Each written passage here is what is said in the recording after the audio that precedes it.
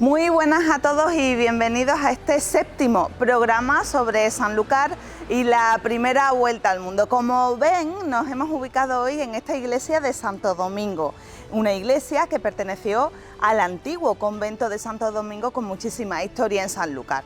Los dominicos aproximadamente se instalan en nuestra ciudad a principios del año 1480.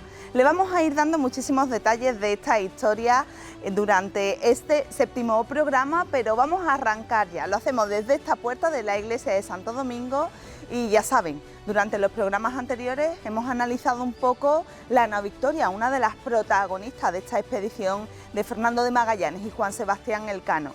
¿Qué pasó con la nao Victoria tras esta expedición y las réplicas de la nao Victoria tras esta expedición? Unas réplicas que ya saben que también hemos tenido en Sanlúcar de Barrameda y que se construyó también para nuestro país, para España. ¿Quieren saber más? Escuchen.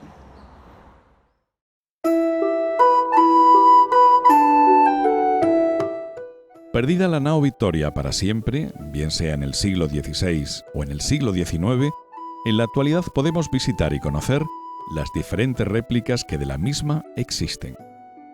En Argentina, en la bahía de San Julián, donde tuvieron lugar los episodios del motín durante el invierno austral de 1520, se ha dedicado un centro museístico a la nao, conocido como Museo Temático Nao Victoria. El centro en sí es una réplica a tamaño real del barco, ubicado en la costa patagónica. También en el extremo sur de América, concretamente en Punta Arenas, ciudad capital de la región de Magallanes y Antártica chilena, existe un centro llamado Museo Nao Victoria. Aquí, además de la réplica a tamaño natural de la Victoria, se pueden visitar otros barcos históricos, también a tamaño real. En España, la réplica de la nao Victoria fue construida en 1991 y votada en 1992 con motivo de la celebración de la Exposición Universal de Sevilla. Posteriormente se puso a punto para salir a la mar con el fin de formar parte del pabellón de España en la Exposición Universal de Aichi 2005 en Japón. La réplica fue diseñada y construida bajo la dirección de Ignacio Fernández Vial tras un largo proceso de investigación histórica basada en fuentes documentales, crónicas, tratados náuticos del siglo XVI e iconografía de la época. Para obtener una réplica lo más fiel posible a la original, se manejaron una multitud de documentos, según nos muestra la Fundación Nao Victoria. 164 documentos referentes a la exposición de Magallanes, depositados en el Archivo General de Indias de Sevilla y Archivo de Protocolos de Sevilla.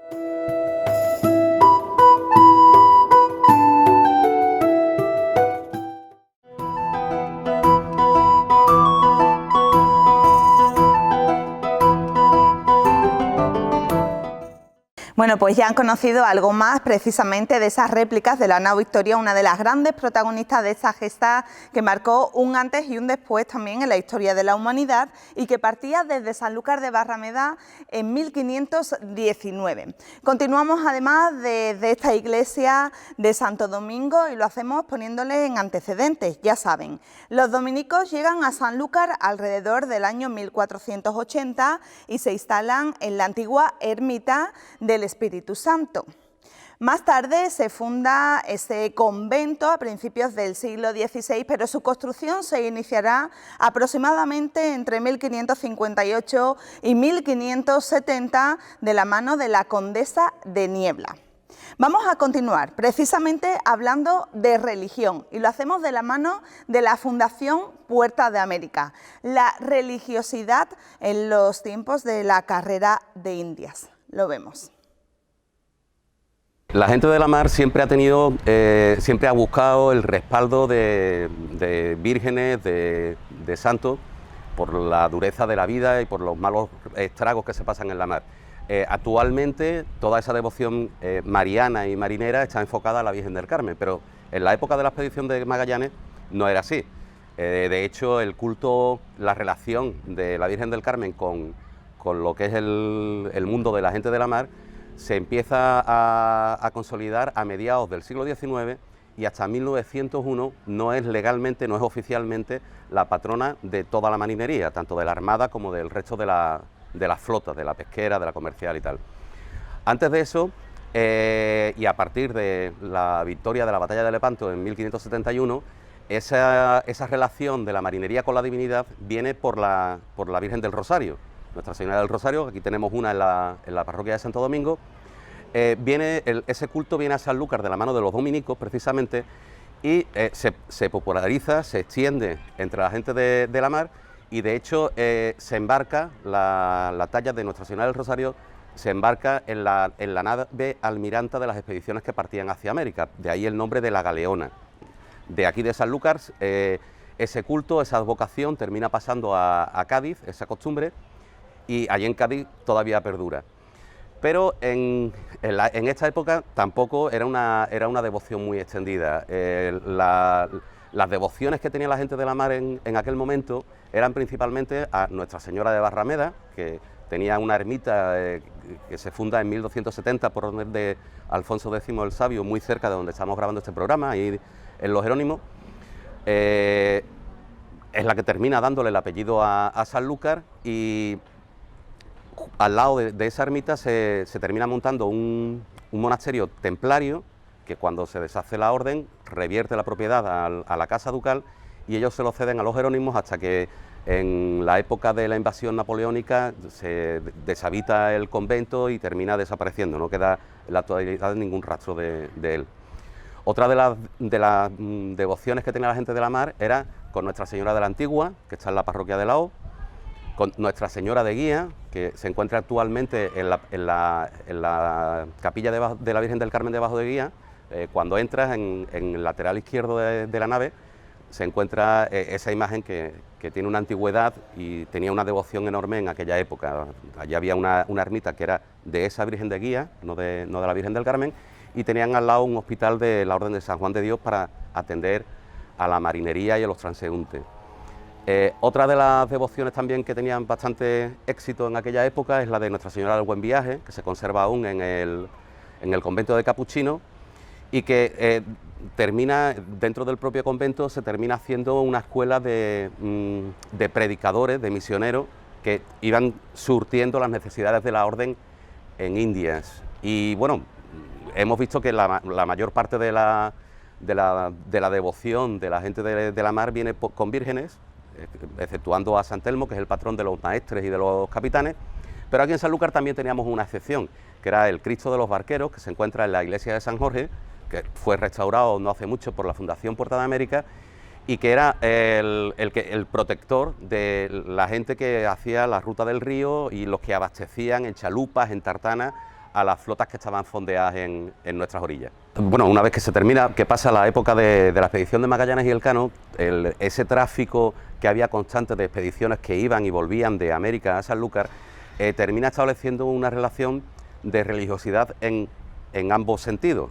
Nosotros desde aquí se evangelizaban las tierras americanas, pero nosotros también recibíamos parte de ese legado histórico, artístico y cultural que íbamos montando en tierras americanas. De hecho, en el siglo XVI, a finales del siglo XVI, hay una explosión de la devoción en Sanlúcar a Nuestra Señora de Guadalupe. De hecho, había pinturas de la Virgen o reproducciones de Nuestra Señora de Guadalupe en Madre de Dios, en Regina, en Las Descalzas, en la parroquia de la O. Había 12, creo que eran 12 reproducciones, que la mayoría además eran cuadros que se habían pintado en el Virreinato de Nueva España. Había venido de vuelta la Virgen de Guadalupe, que en su día habíamos enviado hacia allí. Otra de las imágenes religiosas que recibimos de vuelta desde América es Nuestra Señora de la Ternura, que está en la parroquia de la O, que pertenece a la escuela de Cusco, a la escuela cusqueña, o el cuadro con la jerarquía de los ángeles que está en la iglesia de San Nicolás. Una de las cuestiones aquí curiosas también es que dentro de las cosas que llevamos a América está el culto a la Virgen de la Caridad. En Tlaxcala, una de las primeras ciudades que salían con Hernán Cortés, actualmente existe una noche, que es el 14 de agosto, que ellos denominan la noche que nadie duerme, donde la Virgen de la Caridad, Nuestra Señora de la Caridad, recorre las calles del pueblo de Tlaxcala, que están están llenas de alfombras que están hechas con serrín y con flores, reproduciendo así la misma costumbre que tenemos en Sanlúcar con Nuestra Señora de la Caridad.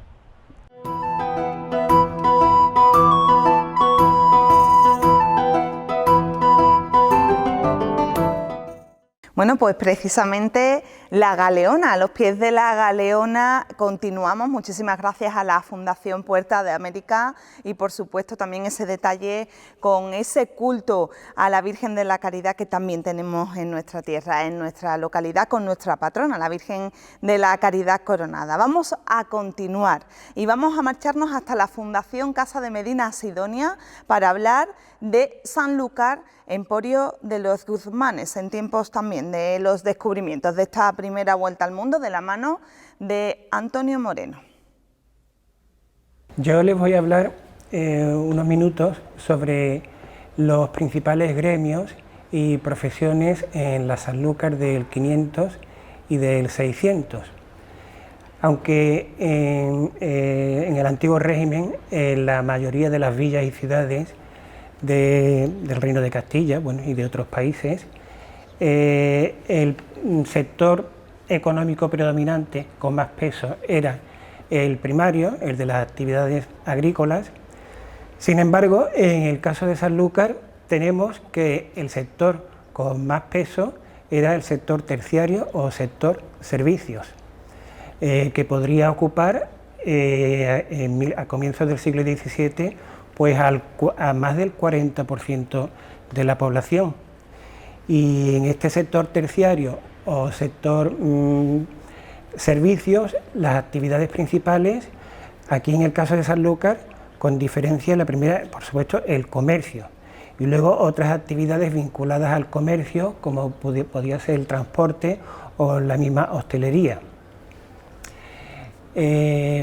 Para hablar de gremios y oficios, tengo que empezar hablando por el gremio más importante en la Sanlúcar de los siglos XV, XVI y XVII, como fue el gremio de los mercaderes, que en Sanlúcar, también digo que ya en la segunda mitad del siglo XVI, podía ocupar a más, podían ser unos 100 mercaderes vecinos de Sanlúcar, 100 mercaderes en un conjunto de la población que podía ser unos 15, 20.000 habitantes.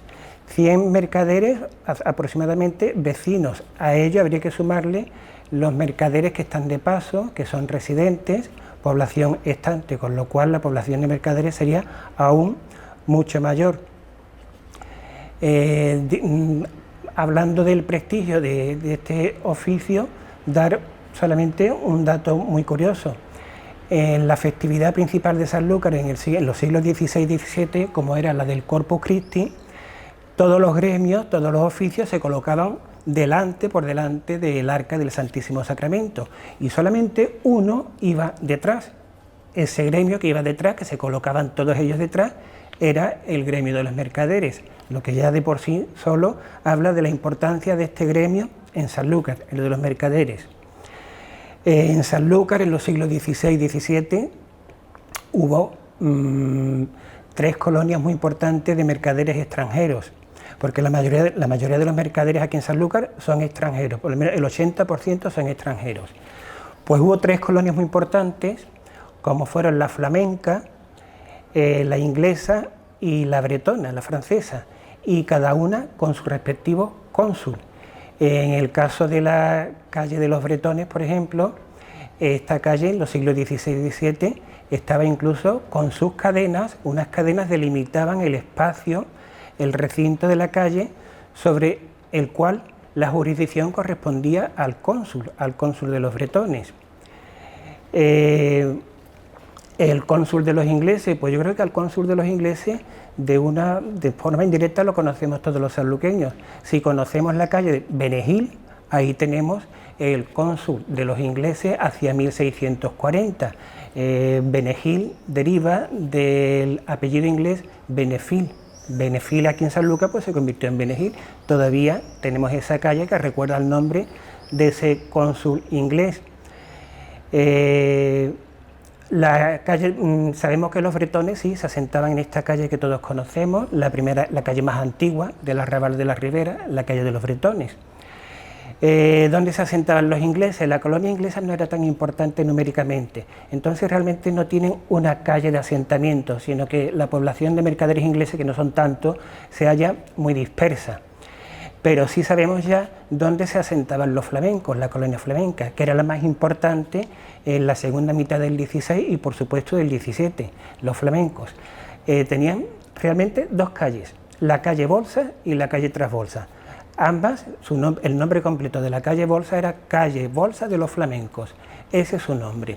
Y la segunda Bolsa o calle Trasbolsa de los flamencos.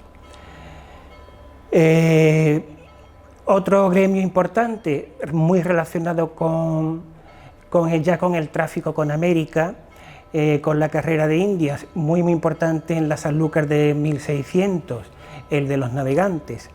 Baste decir que según el padrón de vecinos de 1645, había en Sanlúcar 270 navegantes en ese padrón, la mayoría de ellos pilotos de la carrera de Indias.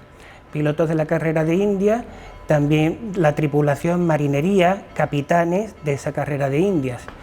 Fue tan importante que incluso en San Nicolás tenemos una cofradía de los navegantes. ¿Dónde se asienta la mayoría de esos vecinos navegantes? Pues la calle Fariña, la calle del Ángel, la calle San Nicolás, etc. Otro gremio importantísimo en Sanlúcar, una actividad muy importante que da lugar a varios gremios, la del transporte. Dentro del transporte, en Sanlúcar tenemos pues los pilotos de la barra, para meter y sacar los barcos por la peligrosa barra de Sanlúcar. El gremio de los alquiladores de mulas, en la calle Muleros, se asentaban esos alquiladores de mulas, muleros, hoy día es Cristóbal Colón. Otro gremio importante, los borriqueros arrieros, los barqueros, en un incesante ir y venir entre el puerto de Bonanza y la playa de Sanlúcar. Otros gremios, los carreteros, que también se asentaban en su propia calle, la calle Carretería, en el barrio Alto. En fin, hablando de este gremio de transporte, son muchas actividades, muchas profesiones y numéricamente muy importantes. En 1645 en Sanlúcar tenemos como 70 borriqueros arrieros, barqueros unos 30, carreteros unos 20. En fin, el transporte aquí en Sanlúcar, esta actividad fue importantísima por ese tráfico comercial tan importante de mercancías, ese volumen de mercancías entre el puerto de Bonanza y la playa de Sanlúcar. Y para terminar, quiero también destacar unas profesiones muy importantes relacionadas con la hostelería, como fueron los tenderos, los recatones, que también son tenderos o tratantes, los bodegoneros, mesoneros, hostalajeros que se dedicaban a dar hospedaje en sus casas. En fin, son una serie de profesiones muy vinculadas a lo que es la hostelería, y que aquí en Sanlúcar, dada la importancia de la flota de India cuando recalaba aquí a la ida o a la Avenida de América, pues esa población flotante, esa población de mar, pues necesitaba suministro de comida, de bebidas, de albergue, etcétera, etcétera. Y si paso al sector secundario, quiero destacar 3 profesiones muy importantes en Sanlúcar. El gremio de los sastres, que se situaba en la calle de los sastres, la calle Torno, esa es la calle de los sastres. Los zapateros, que eran tan importantes numéricamente en la calle ancha, que incluso había una manzana o isleta, que es el nombre que se le da en la época, que era la isla de los zapateros, de tantos vendedores de zapatos, como había vendedores de zapatos y por supuesto zapateros remendones, como había en esa calle ancha de los Mesones, que es su nombre completo.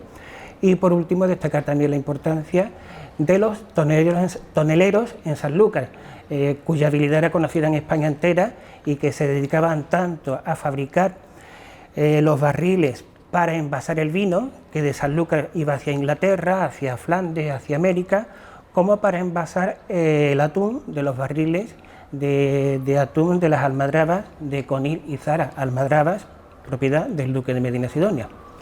En fin, muchas gracias.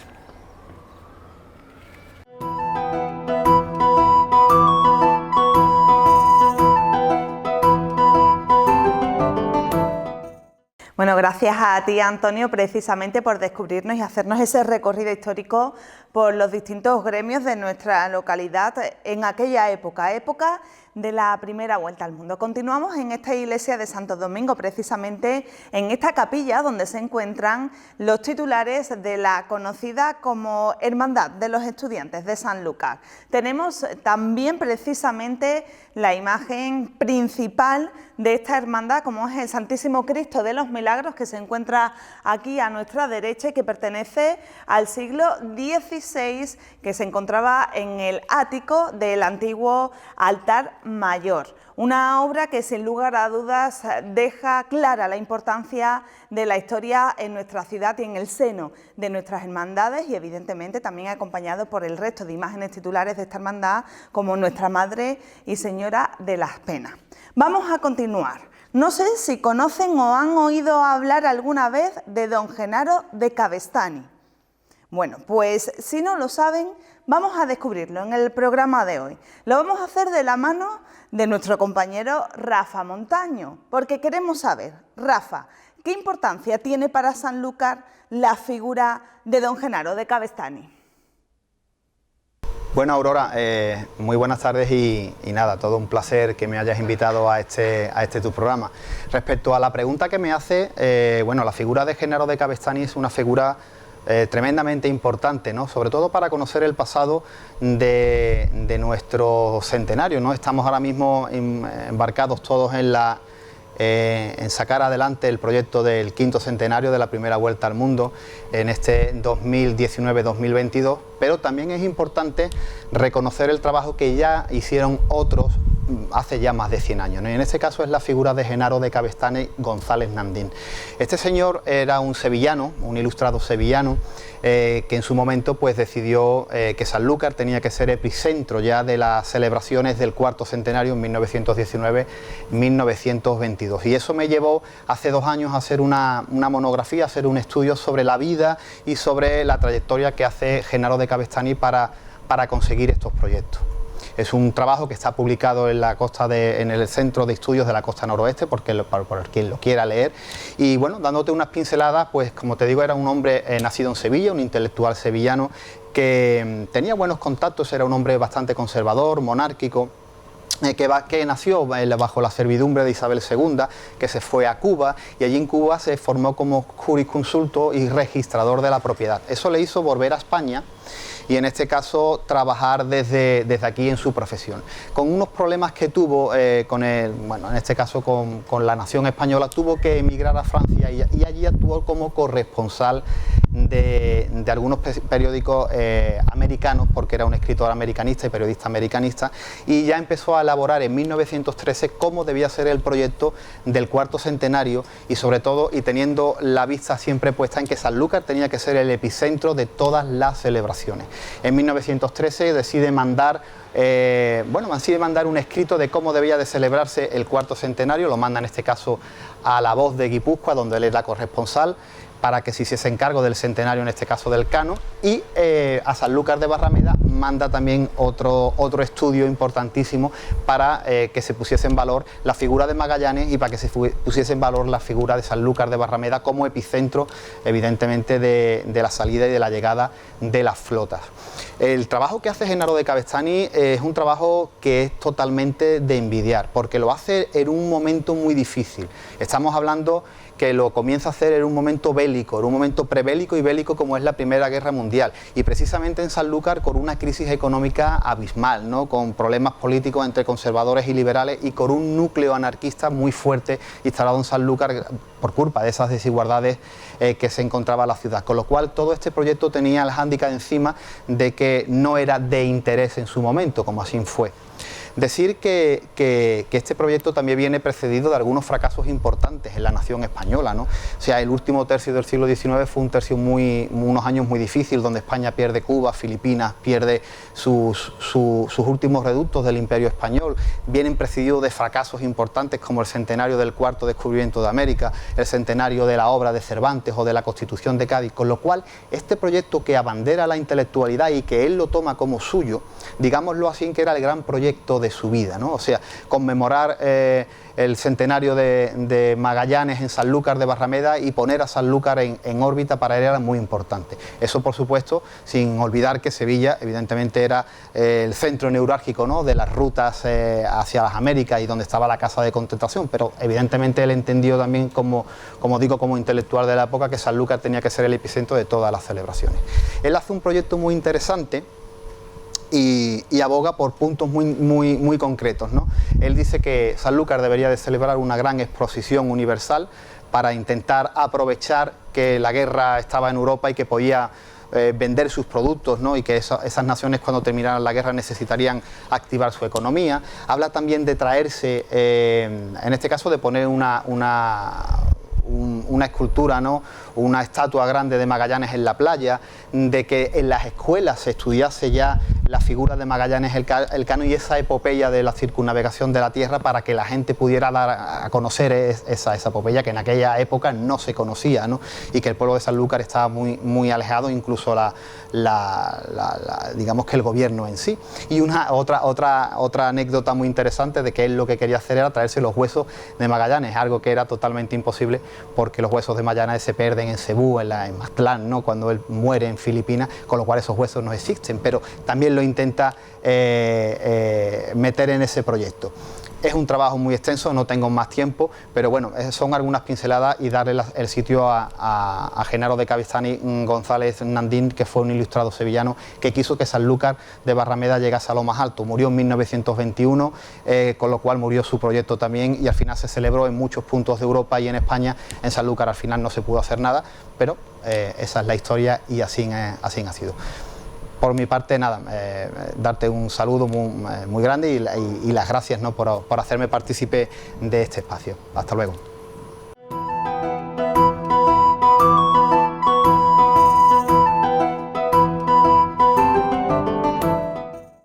Pues muchísimas gracias, Rafa Montaño, nuestro compañero, por acercarnos lo que fue esa imagen de don Genaro de Cabestany, ese impulsor del 400 aniversario de la primera vuelta al mundo, con ese protagonismo para Sanlúcar entre 1919 y 1922. Continuamos desde esta iglesia de Santo Domingo, desde esta parroquia que además apuesta mucho por la conservación de nuestro patrimonio. Como ven, continúan trabajando, haciendo un importante esfuerzo por la conservación de esta riqueza histórico-artística de Sanlúcar, que, como ya les he puesto antes en antecedentes, pertenecía al antiguo convento de Santo Domingo, con muchísimos años de historia en nuestra localidad.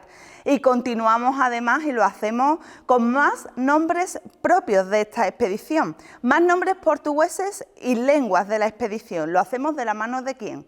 Del Círculo de Artesanos. De nuevo una semana más con todos ustedes para seguir hablando de protagonistas, de nombres propios de esta expedición. Hoy vamos a hablar de los portugueses que fueron con Magallanes.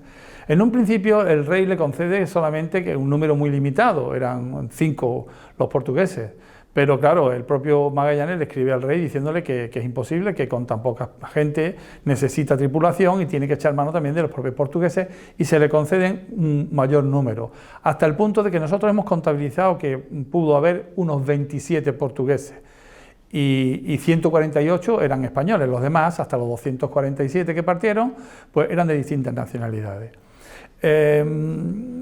De los 27 portugueses, cuando yo he dicho un poco, eran unos 27 portugueses, es porque en realidad tampoco se sabe muy bien el número exacto, porque se dieron casos en los que se inscribían en el archivo de India, en la inscripción en la tripulación, pero que después se daba cuenta, se detectaba que se habían inscrito como castellanos y eran realmente portugueses, y entonces cuando se daban cuenta, pues los apartaban o los echaban detrás, ¿no? Incluso más adelante contaré una anécdota que ocurre con un caso muy curioso.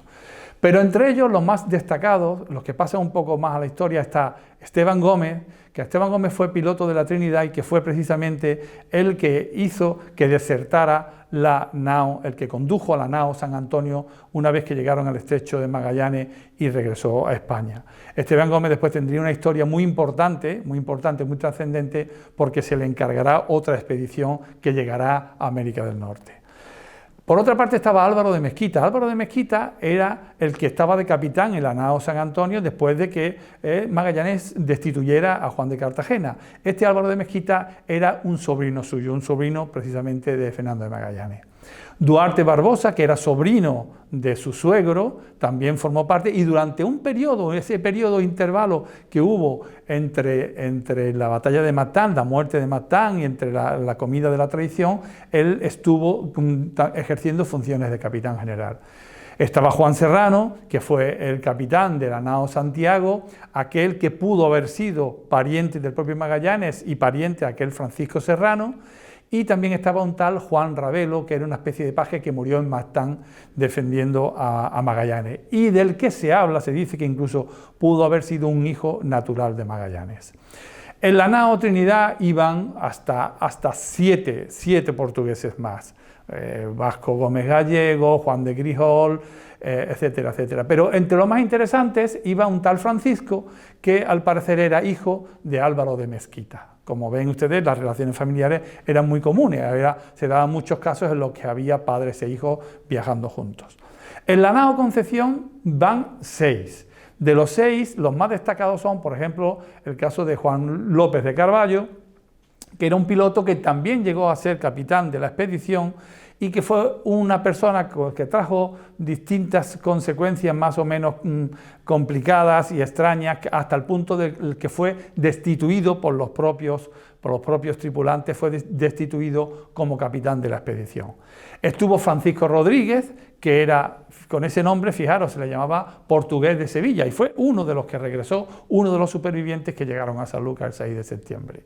Y también estaba un tal Martín de Magallanes, que también parece ser que estuviese emparentado con el capitán general. Por otra parte, en la nao Victoria llegaron a haber hasta cuatro portugueses. Uno de ellos fue Simón de Burgos, o Simón de Burgos. Simón de Burgos también tendrá un papel significativo, porque fue uno de los que fue que fue prisionero en Cabo Verde, fue de los que regresaron en la segunda tanda, ¿no? Y incluso hay gente que dice que al ser portugués, pues intervino y quizá pues comentó que la expedición, la Victoria, venía de las Molucas. En fin, ahí queda una situación un poco extraña. También había un tal Alonso de Mora o de Moura, porque a casi todos ellos se les nombraba por el nombre de la ciudad donde habían nacido. En la nao Santiago había también cuatro personajes, 4 portugueses, uno de ellos Francisco, hijastro precisamente de Juan Rodríguez Serrano, ese que hemos comentado, que fue capitán de la Santiago. Casos un poco curiosos, como decía al principio, vamos a comentar el caso curioso de Cristóbal da Costa, o Cristóbal de Jerez. Así era conocido este señor, este personaje, como Cristóbal de Jerez. ¿Por qué? Porque en teoría era de Jerez, siempre se supo que era de Jerez. Pero el caso de este joven, de este señor, cuando está ya muy cerca de llegar a Sanlúcar, concretamente en junio de 1522, el 9 de junio de 1522, muere. Y precisamente en su lecho de muerte confiesa que él no era de Jerez, sino que era de Portugal, que era portugués, y por tanto él quiere morir sin pecado para poder ir al cielo, ¿no? Entonces fíjense ustedes cómo algunos llegaron a dar nombres que o sea, a dar nacionalidades que no le correspondían, como este caso, y pasaron a la historia sin saber si eran. Por eso digo que el caso de los portugueses no queda del todo claro.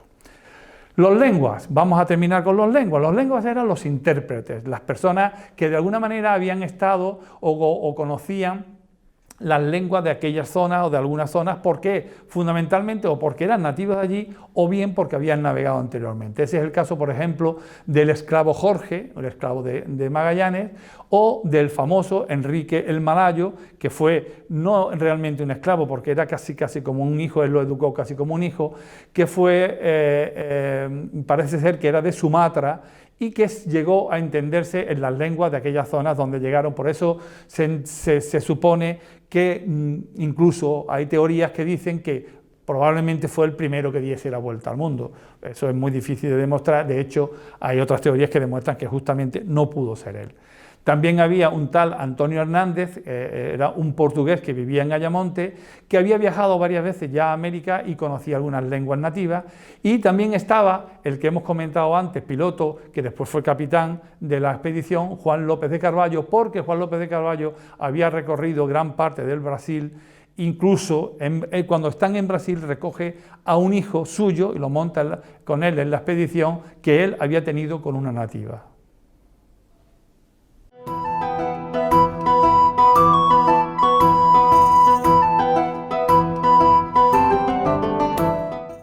Bueno, pues muchísimas gracias también al Círculo de Artesanos, como no, por además hacer ese recorrido por esos nombres propios portugueses de esta primera vuelta al mundo. Esa expedición que recordamos partía desde Sanlúcar de Barrameda en septiembre de 1519 y regresaba hasta este mismo lugar. Como ven, y no tengo que decirles nada, hemos pegado ese salto desde esa iglesia parroquia de Santo Domingo hasta esta iglesia de la Santísima Trinidad. Estamos en el casco urbano de Sanlúcar, en este barrio bajo, y con esta iglesia que fue fundada en el año 1441. La mandaba a construir a Alonso Fernández de Lugo como una iglesia hospital para ese alivio de los navegantes, especialmente de aquellos que venían desde Canarias. Nosotros vamos a continuar descubriendo precisamente cómo era aquella época, la época de esa primera vuelta al mundo, pero tenemos que parar para ponerle el toque musical a este programa, a este séptimo programa. Continuamos descubriendo más piezas de esa ópera Magallanes que disfrutábamos en el Castillo de Santiago. Lo hacemos de la mano, evidentemente, de No hay rosas sin espinas.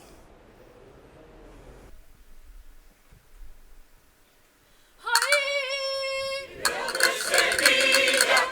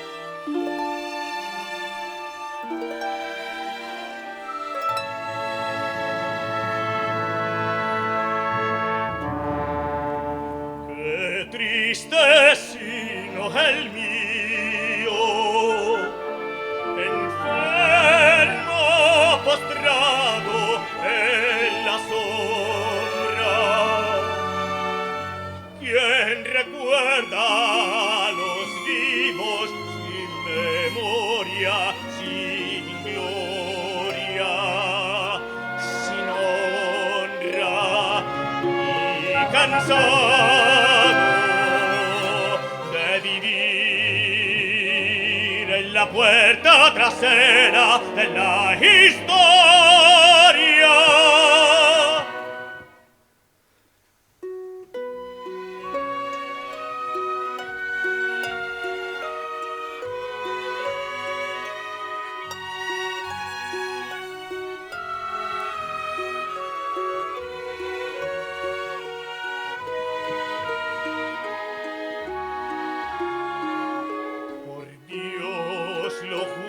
Valeroso caballero Magallanes,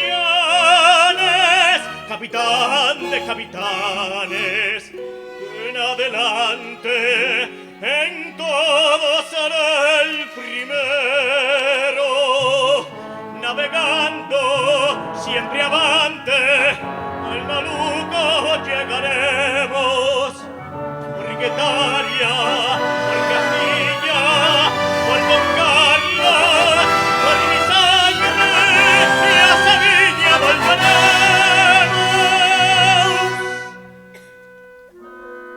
Oh mundo insondable, lo juro, después de rodearte.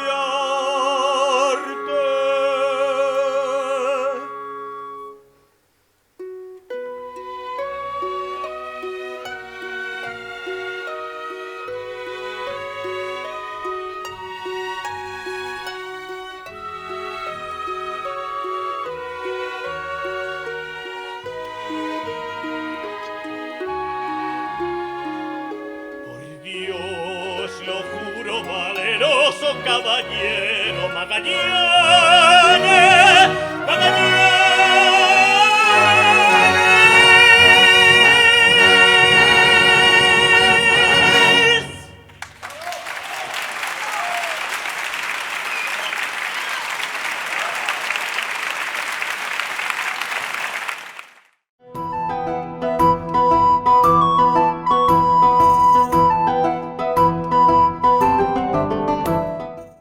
No hay rosas sin espinas, esa ópera Magallanes de la que estamos disfrutando durante todos estos programas de la mano de Sanlúcar y la primera vuelta al mundo. Continuamos en esta iglesia de la Trinidad, una iglesia con muchísimos años de historia, muchas idas y venidas, pero en donde residía en primer lugar la Hermandad de la Santísima Trinidad, dividida después en esta misma, la Hermandad del Santísimo Sacramento y Hermandad de Nuestra Señora de los Desamparados, que finalmente fue a parar hasta otra ubicación de Sanlúcar. En el año 1732 comienza ya a residir aquí la hermandad, conocida popularmente como Hermandad de los Dolores. Hemos visto a su imagen, esa imagen que además iba a ser coronada en este 2020, pero que sin lugar a dudas está a la espera de que el pueblo de Sanlúcar la corone por todo lo alto, y el Santísimo Cristo de las Misericordias. Vamos a continuar y vamos a hablar de la vuelta al mundo, de la historia de Sanlúcar, como la historia de esta iglesia de la Santísima Trinidad. Historia de Sanlúcar, primera vuelta al mundo, y enfermedades comunes que se vivieron en esa travesía, esa expedición de Fernando de Magallanes y Juan Sebastián Elcano. Lo hacemos de la mano del Ateneo de Sanlúcar y del doctor Ángel Núñez. Lo escuchamos. Hablemos ahora de qué fue lo que pasó en la Armada con respecto a las enfermedades. Primero tenemos que decir que el viaje estaba programado para 2 años, por lo tanto, la alimentación que se programó, las calorías que se programaron para cada persona, fueron correctas, pero lo que no se pensó jamás es que iban a tardar 3 años. Luego, dije antes que en la Armada iba un médico cirujano, don Juan Morales, y 3 cirujanos barberos. Indudablemente, eso no era suficiente para mantener la salud en esas naves, en 5 naves. Sabéis que regresa solamente una, cuya réplica tengo en mi espalda, la nao Victoria. Pues bien, a bordo de esas naves ocurrieron una serie de circunstancias que son de verdad muy llamativas que son curiosidades. Por ejemplo, el primer muerto no lo fue de enfermedad, fue ajusticiado por sodomía. El primer muerto por enfermedad se da en la bahía de San Julián, casualmente hace 4 días, si mal no recuerdo, y murió posiblemente debido al frío. En cuanto a las enfermedades, si bien se achaca al escorbuto 66 muertes, nos pasa como actualmente la pandemia, el coronavirus, por ejemplo. Nunca sabremos cuántos muertos ha dejado. Pues no sabemos en realidad el número exacto de muertos por escorbuto. Se habla de 66, pero oiga, es que el beriberi también debió estar presente. Y otra enfermedad, la tuberculosis, también pudo ser la punta de lanza que despertara en la tripulación otras enfermedades. Es decir, si unimos a la carencia de vitamina C, que es el escorbuto, a otras deficiencias, si unimos la tuberculosis a unas personas que van en unas condiciones verdaderamente ínfimas, donde sus necesidades fisiológicas se hacían a la vista pública porque no había dónde hacer sus necesidades, donde las ratas, las pulgas, toda clase de bichos, el frío, el calor, el sol, azotaban de manera inclemente a la tripulación, muchas enfermedades dieron la cara. Por lo tanto, desde mi punto de vista, de esos 243 tripulantes que salen en las 5 naves desde Sanlúcar, no todos, a mi humilde parecer, murieron de escorbuto, sino que hubo una actividad patológica coral, digamos, se unieron muchos elementos para producir esas muertes. De eso sí estoy seguro. Curiosamente, hubo también muchas muertes por arma de fuego, que comenzaban las armas de fuego a ser mortales, a diezmar las personas. Luego hubo, curiosamente, señores, 5 ahogados. Imagínense ustedes en una flota que se supone que lleva marinos expertos, 5 ahogados. Uno de ellos fue este jovencico que fue pillado en un acto de sodomía y, como digo, el que sodomizaba fue el primer muerto de la Armada. Este jovencito se tiró en el puerto de San Julián a la mar y desapareció. Otra curiosidad es que el escorbuto se dice que se incorporó con unas malas ideas a la Armada en 3 momentos. El primer momento es cuando van por el Pacífico. El segundo momento es cuando se realiza el tornaviaje, es decir, Gonzalo Gómez de Espirosa, a bordo de la Trinidad, con 50 y tantos tripulantes, intenta volver por el Istmo de Panamá. No puede, no lo consigue y se regresa. Es aprisionado por los portugueses y puedo deciros con toda certeza que de todos aquellos hombres, solo 5 vuelven a España. El otro episodio de escorbuto aparece cuando ya Juan Sebastián del Cano, viene como capitán de la nao Victoria hacia Sanlúcar de Barrameda. En ese momento, repito, aparece el escorbuto y hace también, vamos a usar una palabra del vulgo, hace una escabechina. 3 momentos, pues, del escorbuto. Ahora bien, hay otras curiosidades, y es que hubo muchos enfermos de las pestíferas bubas, de la sífilis. Y ustedes dirán, bueno, sífilis, ¿pero cómo? Pues sí, porque ya por aquella zona habían estado los portugueses y habían llevado la sífilis, que por cierto, unos los llamaban mal de Nápoles, otros los llamaban el mal francés, y otros le echaban culpa, como siempre, a España de la aparición de la sífilis. Curioso, ¿eh? Sin embargo, a pesar de que los tripulantes tienen relaciones sexuales con indígenas que estaban al parecer afectadas por las pestíferas bubas, pues no contraen las enfermedades, no hay reportaje de eso. Insisto, pues, que la Armada llevaba lo previsto en la reglamentación respecto a que tenía que existir personal sanitario, pero lo llevaba muy corto. Segundo, que desde el punto de vista de provisiones cumplía total y completamente lo previsto para las calorías que necesitaban los tripulantes durante 2 años. El viaje duró 3, por lo tanto, imposible. Tenían que pasar hambre. Tercera cuestión, que no solamente ha sido el escorbuto el culpable de esas 66 muertes por enfermedad, que hubo una coral de factores patológicos que hicieron quizás despertar la enfermedad que llevaba la persona, unida a la falta de vitamina B1, que es el beriberi, y sobre todo de la vitamina C, ocasionaran tantas muertes.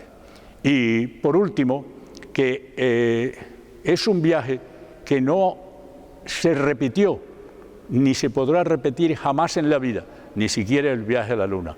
Y todo eso, señores, indudablemente hecho por españoles, aunque desgraciadamente en el tema de la primera vuelta al mundo estamos como con la famosa leyenda negra respecto a América. ¿Qué nos pasa que tenemos ese complejo?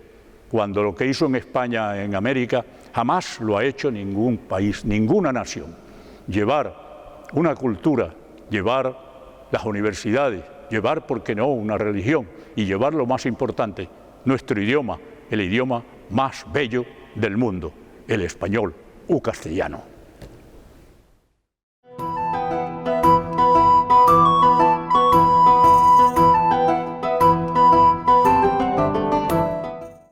Y muchísimas gracias al doctor don Ángel Núñez, de la mano del Ateneo, por acercarnos a esas enfermedades que padecieron los marineros que estuvieron también protagonizando esa primera vuelta al mundo. Nos vamos a marchar, no sin antes dar las gracias a la parroquia de Santo Domingo y a la Hermandad de los Dolores en esta iglesia de la Santísima Trinidad por abrirnos sus puertas y poder acercar a todo el pueblo de Sanlúcar y a todos los que nos ven esta historia y este patrimonio artístico de nuestra localidad. Sanlúcar y la primera vuelta al mundo, Sanlúcar y su historia, Sanlúcar y su rico patrimonio. Volveremos la próxima semana con más y seguro que mejor.